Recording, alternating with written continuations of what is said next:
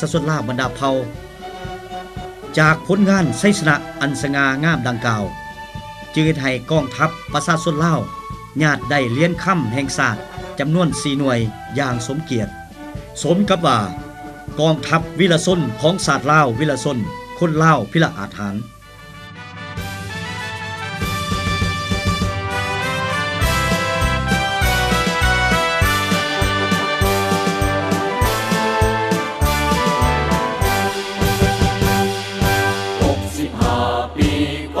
เผ่ากำเนิดเกิดมาได้การนำพาพักประชาสลาสงสัย65 ปีพวกประชาห่วงใจของเก่าเดินไปแต่ห่มกรุงไสสง่าราศี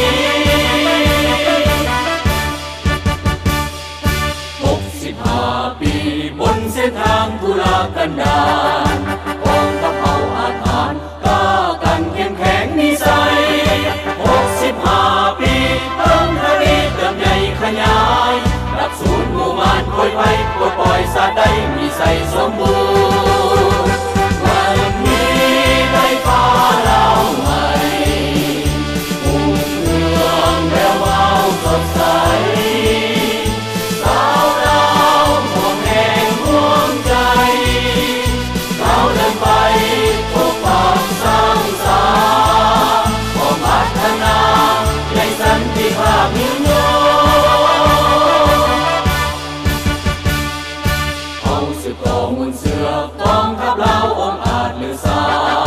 พบเพียงกันสังสากองทัพประชาแบบแผนทันสมัย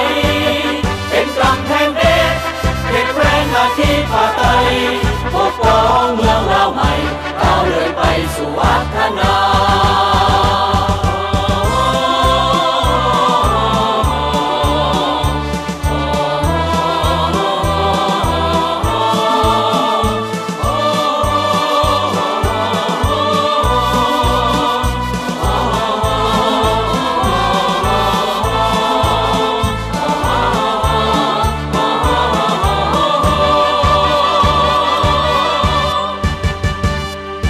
65 ปีกองทัพเผ่ากำเนิดเกิดมาได้การนำพาพักประชาสลาสงสัย